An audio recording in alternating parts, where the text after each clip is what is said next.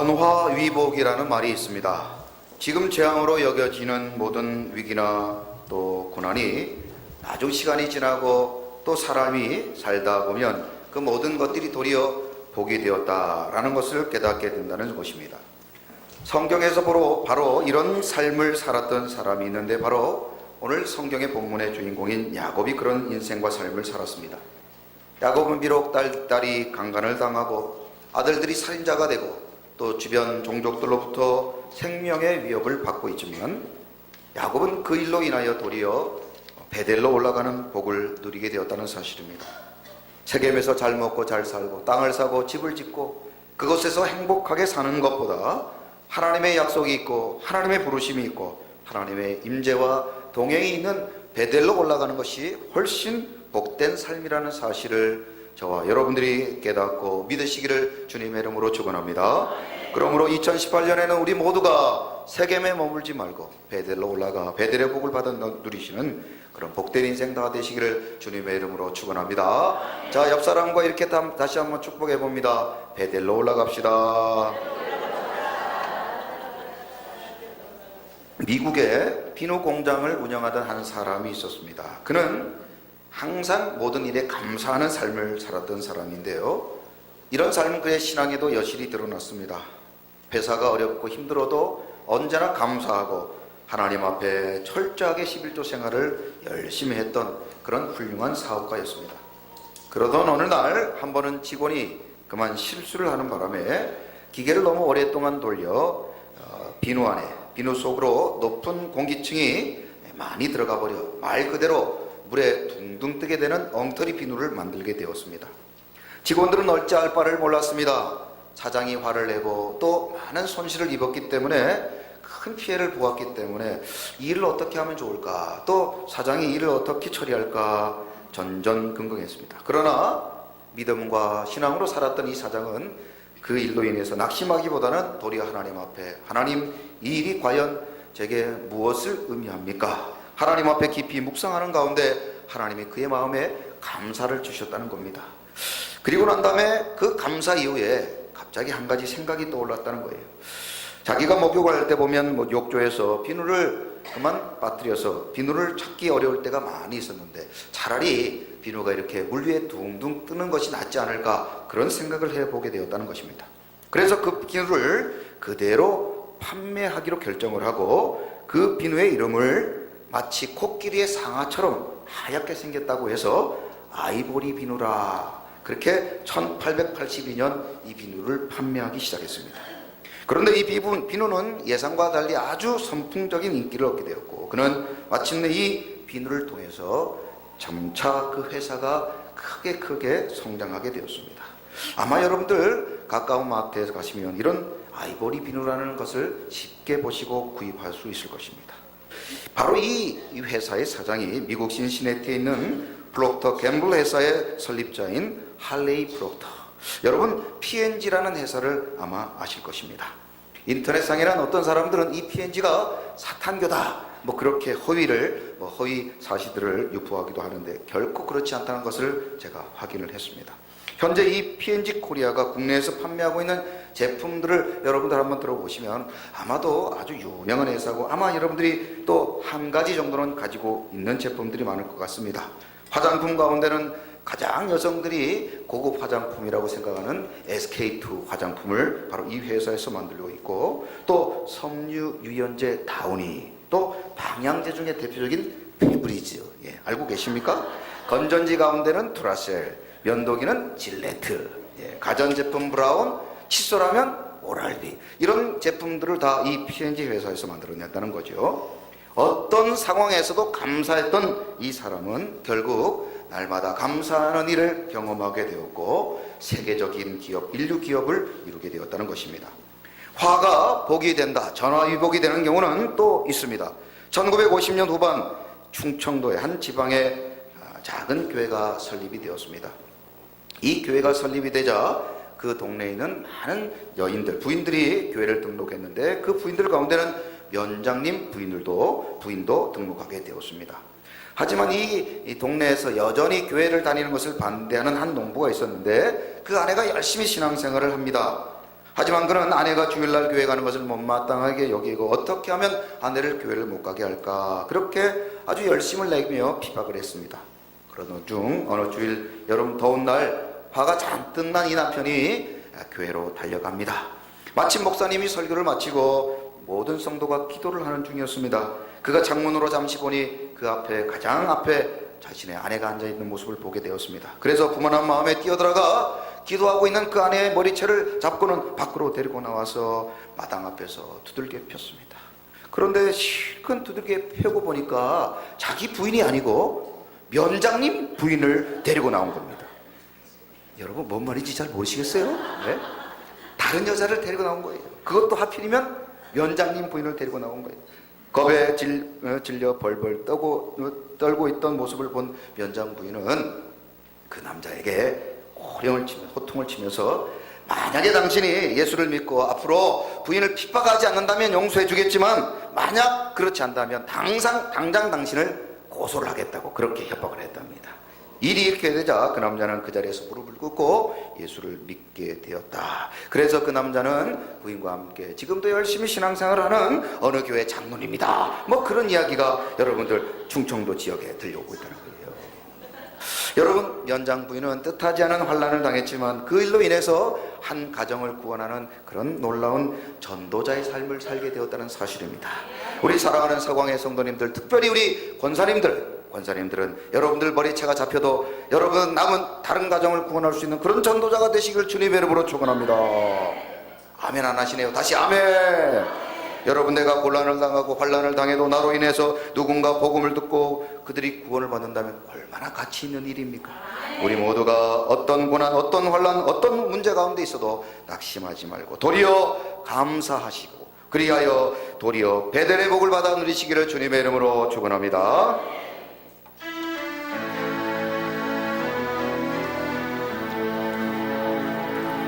왜 나만 겪는 고난이냐고 불평하지 마세요. 고난의 뒤편에 있는 주님이 주실 축복 미리 보면서 감사하세요.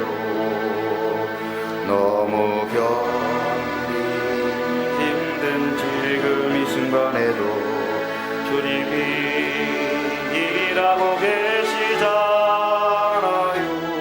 남들은 지쳐 앉아 있을지라도 당신만은 힘을 내세요.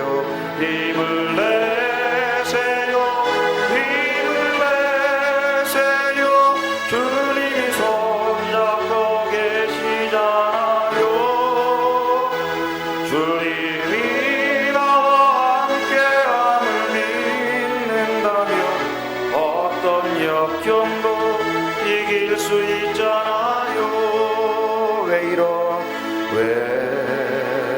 이런 슬픔 찾아왔는지 원망하지 마세요. 당신이 잃은 것보다 주님께 받은 은혜 더욱 많은 은혜 감사하세요. 너무 견디기 힘든 지금 이 순간에도 주님이 일하고 계시잖아요. 남들은 지쳐 앉아 있을지라도 당신만은 일어서세요. 힘을 내세요. 힘을 내세요. 힘을 내세요.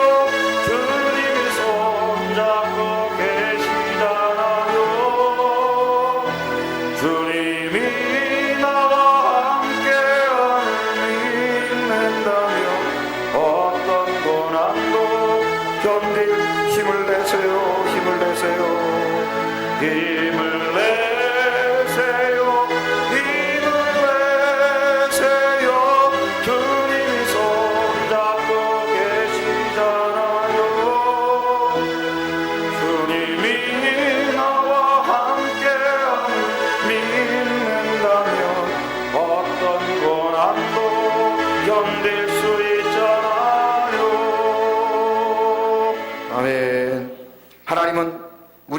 수많은 고난 고통 중에서도 참으로 이 모든 고난을 통해 우리에게 또 다른 축복을 주시리는 좋은 분이심을 믿으시기 바랍니다.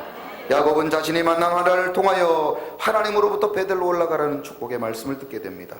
그래서 야곱은 베델로 올라가기 위해 첫 번째 우상을 버렸고, 두 번째 자신을 청결케 했으며, 오늘 세 번째 시간으로 의복을 바꾸어 입었습니다. 자, 오늘 보면 2절 말씀을 다 같이 한번 읽어봅니다. 시작. 야곱이 이에 자기 집안 사람과 자기와 함께한 모든 자에게 이르되 너희 중에 있는 이방 신상들을 버리고 자신을 정결하게 하고 너희들의 의복을 바꾸어 입으라. 아멘.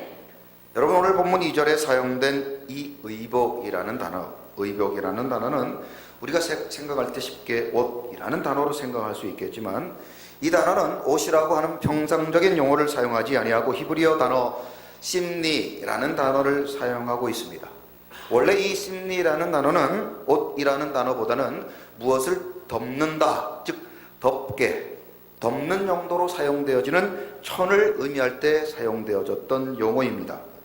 야곱이 말한 의복은 일반적인 옷의 기능, 즉 체온을 유지시키거나 신체를 보호하기 입을 뿐 아니라 신분이나 국적이나 직업을 드러낼 때 입는 옷이 아닌 무엇을 덮기 위해 사용되어진 덮개라는 기능을 가지고 있는 것을 말하고 있는 것이죠. 이 심리라는 단어가 창세기 9장 23절에 보면 노아의 두 아들 셈과 야벳이 아버지의 벌거벗은 하체를 덮기 위해 자신들의 옷을 가지고 왔을 때 이 옷의 단어를 심리라는 단어를 쓰고 있습니다. 자, 같이 한번 창세기 9장 23절 읽어봅니다. 시작. 셈과 야벳이 옷을 가져다가 자기들의 어깨 메고 뒷걸음쳐 들어가서 그들의 아버지 하체를 덮었으며 그들이 얼굴을 돌이키고 그들의 아버지 하체를 보지 아니하였더라. 아멘. 그래서 창세기 35장 2절 오늘 본문에서 사용된 이 의복이라는 단어는 덮는 기능을 하는 옷이라는 것으로 해석해야 할 것입니다. 그런데 야곱은 이 옷을 바꾸라고 말합니다. 그러면 본문에 사용되고 있는 이 바꾸다라는 단어는 또 무슨 뜻을 내포하고 있을까요? 이 바꾸다라는 히브리어는 하라프라는 단어를 사용하고 있는데, 이 단어는 이사야 41장에서 이렇게 번역되어 있습니다. 자, 같이 한번 읽어봅니다. 시작. 섬들아 내 앞에 잠잠하라. 민족들아 힘을 새롭게 하라. 가까이 나오라. 그리고 말하라. 우리가 서로 재판자리에 가까이 나가자. 아멘. 이 하라프라는 단어를 이사야 41장 1절에서는 새롭게 하다 라고 번역하고 있다는 것입니다. 그러므로 베델로 올라가기 위해 기다리고 있던 가족들이나 자기와 함께 했던 모든 사람들에게 의복을 바꾸어 입으라는 것은 이제 여행을 앞두고 너희들의 옷을 바꾸어 입으라, 이런 뜻이 아닌 좀 더 깊은 영적인 의미가 있다는 것을 여러분들이 눈치채고 계실 것입니다.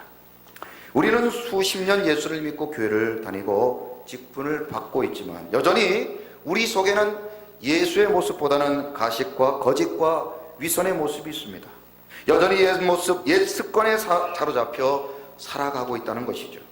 예수님은 이런 사람들을 향하여 마태복음 23장 27절에서 이렇게 경고하고 있습니다. 시작. 화 있을진저 외식하는 서기관들과 바리새인들이여, 회칠한 무덤 같으니 겉으로는 아름답게 보이나 그 안에는 죽은 사람의 뼈와 모든 더러운 것이 가득하도다. 아멘. 여러분, 지금도 이스라엘의 성지순례를 가보시면 흔하게 볼 수 있는 이 모습이 바로 무덤입니다. 유대인들은 무덤 겉에 이렇게 흰색으로 페인트를 칠해 놓습니다. 그래서 멀리서 보면 참으로 아름다운 모습으로 보이지만 그 속은 뼈가 있고 죽은 사람의 시체가 있고 더러운 것들이 가득 차 있다는 사실입니다. 마치 우리의 모습이 이런 회칠한 모습, 겉으로는 아름다워 보이고 겉으로는 의로워 보이지만 그 속은 죄악이 가득 차 있다는 것을 성경은, 그리고 예수님은 우리에게 말씀하고 있는 것입니다. 제가 어릴 때 자랐던 동네에서 유일하게 돼지를 키운 집이 있습니다. 이 집은 여러분 보시는 것처럼 이렇게 항상 돼지가 먹는 밥통이 있어요. 이 밥통은 아시다시피 돼지는 먹성이 좋아서 무엇을 넣어 놓았든지 잘 먹어댑니다. 돼지 밥통에는 사람들이 먹다 남은 밥도 들어가고 김치도 들어가고 멸치도 들어갑니다. 그런데 이 돼지들이 먹다가 남겨있는 찌꺼기들이 있는데 어느 날 비가 오면 이 돼지통에 물이 가득 채워지게 됩니다. 학교를 갔다 오면 이 돼지 밥통을 한 번씩 발로 툭툭 차는데 어느 날 비가 와서 물이 가득 차 있는 날을 보면 물이 아주 깨끗해 보입니다. 그러면 친구들과 이 돼지 밥통을 발로 열심히 몇 번 차면은 그 속에 있던 더러운 찌꺼기들이 막 위로 둥둥 떠오르는 것을 보게 됩니다.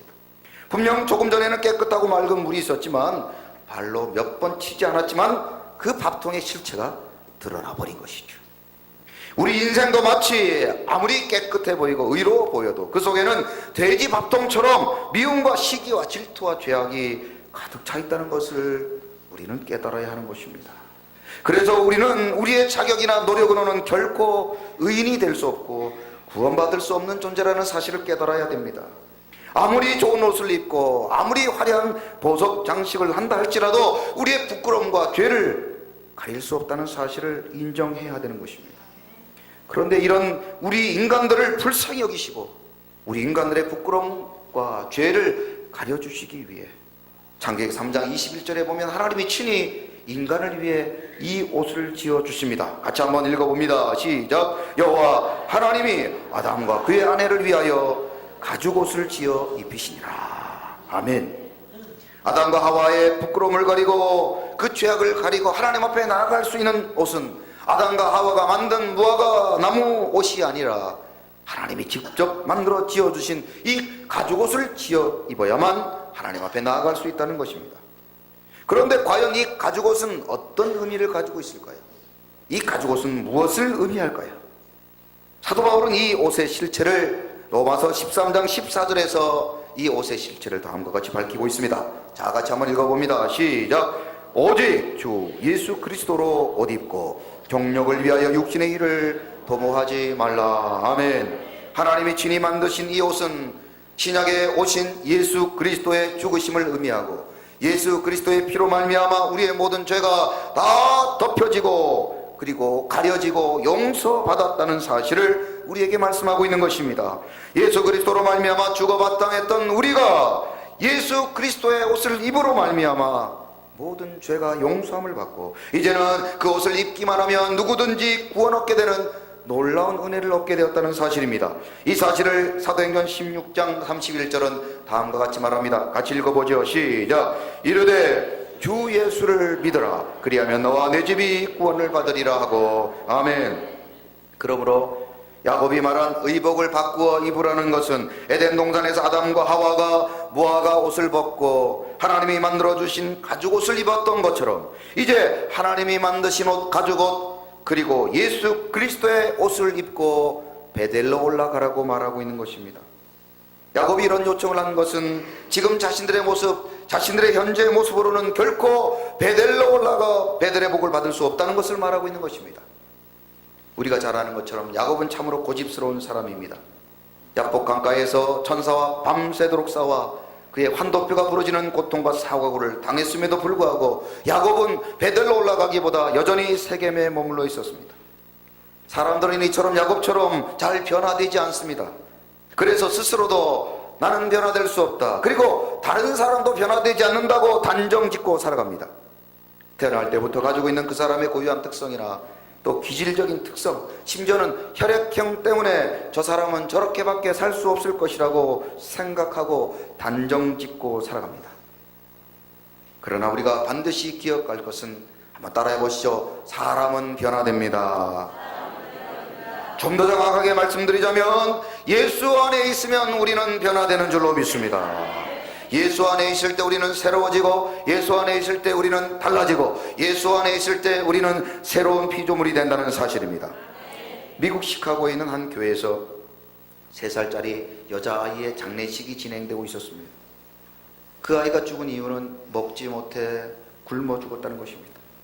그런데 이 불쌍한 여자아이가 장례식을 치르고 있는 중에 남루한 옷을 입고 그리고 술 취한 한 알코올 중독자가 장례식장에 참석했습니다. 장례식 순서 가운데는 우리나라의 이 장례식 순서 가운데로 치자면 입관식에 해당하는 순서가 있습니다. 이 뷰잉이라는 순서가 있는데, 마지막 고인의 모습을 보면서 마지막 인사말을 나누는 순서가 있습니다. 사람들이 한 사람씩 앞으로 나와 관뚜껑이 열려있는 그 아이의 모습을 보고 마지막 사랑의 작별의 키스를 보내고 슬퍼하고 지나가고 있을 때, 이 술에 취했던 한 남자도 관 앞으로 서서히 비틀거리며 걸어 나왔습니다. 그리고 아무도 모르게 죽은 아이의 신발을 훔쳐갔습니다. 그리고 그 신발을 훔쳐간 그 신발로 팔아서 술을 마셨다는 겁니다. 그런데 알고 봤더니 그는 다름 아닌 그 죽은 아이의 아버지였습니다. 그로부터 20년이 지났습니다. 시카고 제1장로교회에서 수천 명이 모여 있는데 한 목사님이 나와 간증을 하고 있습니다. 그의 간증을 들어보았습니다. 죽은 딸의 장례식에서 신발을 훔쳤던 파렴치한 범인이 바로 저입니다. 그런데 만물의 찌꺼기 같은 나를 다시 살려주시고 하나님의 일꾼으로 삼아주신 분은 위대하신 하나님이셨습니다. 여러분들도 하나님 앞에 나오면 하나님이 여러분들의 삶을 변화시켜 주실 것입니다. 그렇게 목사님은 간증하고 계셨습니다. 그가 바로 시카고의 유명한 부흥사 멜 트라더라는 목사님이었습니다. 목사님은 눈물로 회개하여 지난날의 삶을 하나님 앞에 회개하고, 그리고 자신처럼 알코올에 중독되었던 사람들을 주께로 인도하는 귀한 사역을 감당하고 계셨습니다. 멜 트라더 목사님은 언제나 이렇게 많은 사람들이 있는 곳에서 자신 있게 말합니다. 세상의 그 어떤 인간 말종도 주님의 십자가의 피로 씻음을 받아 새로워질 수 있습니다. 바로 나 같은 인생도 하나님이 예수 그리스도의 십자가로 말미암아 나를 치유해 주셨습니다. 그러니 여러분들은 주저 말고 포기 말고 주님께로 나오십시오. 그렇습니다. 우리 모두가 예수를 만나고 예수 안에 있을 때, 예수의 십자가를 경험할 때, 그리고 예수의 옷을 입을 때 우리는 새로워지게 되는 줄로 믿습니다. 사도 바울은 고린도 후서 5장 17절에서 우리에게 이렇게 권면합니다. 다 같이 읽어봅니다. 시작. 그런즉 누구든지 그리스도 안에 있으면 새로운 피조물이라. 이전 것은 지나갔으니 보라 새 것이 되었도다. 아멘. 옆 사람에게 이렇게 축복해 봅니다. 당신은 새로운 사람입니다. 다시 한번 반대편에 있는 사람하고 이렇게 인사합니다. 당신은 신제품입니다. 할렐루야. 하나님은 폐품 같고 불량품 같았던 우리들을 하나님께서 붙드시고 예수의 옷을 입혀주심으로 하나님의 거룩한 자녀 삼아 주신 줄로 믿습니다. 예수 안에 이 놀라운 일이 가능한 줄로 믿고, 우리 서광의 모든 성도님들은 날마다 예수 안에 새로운 변화를 경험하시기를 주님의 이름으로 축원합니다. 전능하신 나의 주 하나님은 능치 못할 일이 전혀 없네. 우리의 모든 간구로, 우리의 모든 생각도, 우리의 모든 꿈과 모든 소망도 신실하신 나의 주 하나님은 우리의 모든 괴로움 바꿀 수 있네. 불가능한 일 행하시고 죽은 자를 일으키시니 그를 이길 자 아무도 없네. 주의 말씀을 지하여 깊은 곳에 금을 던져 오늘 그가 물어본 일을 이루시는 것보다 주의 말씀을 지하여 믿음으로 금을 던져 믿는 자에게 능치 못한. 다시 한번 믿음으로 고백합니다. 전능하신 나의 주 하나님은 능치 못한 이실 전혀 없네. 아멘. 우리의 모든 간구로, 우리의 모든 생각도, 우리의 모든 꿈과 모든 소망도 진실하신 나의 주 하나님은 우리의 모든 괴로움 바꿀 수 있네. 아멘. 불가능한 일에 가시고 죽은 자를 일으키시니 그를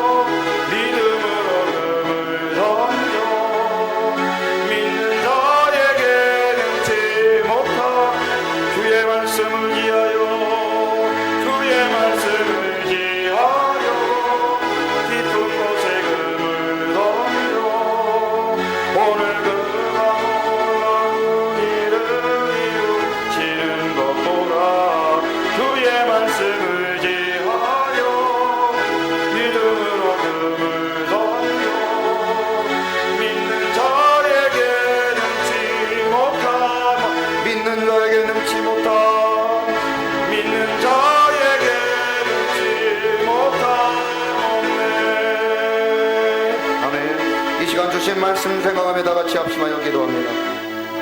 누구든지 예수 그리스도 안에 있으면 새로운 피조물이라 말씀해 주셨습니다. 이제 우리의 더러운 옷을 벗고 예수의 옷으로 갈아입게 하여 주옵소서. 예수 안에 새로운 삶을 살게 하여 주옵시고 옛 습관, 옛 사람이 죽고 오직 예수 안에 다시 살아가는 우리 사공의 모든 성도님들의 삶이 되게 해달라고 이 시간 말씀을 생각하며 다같이 주여 한번 외치되 동성으로 기도합니다. 주여.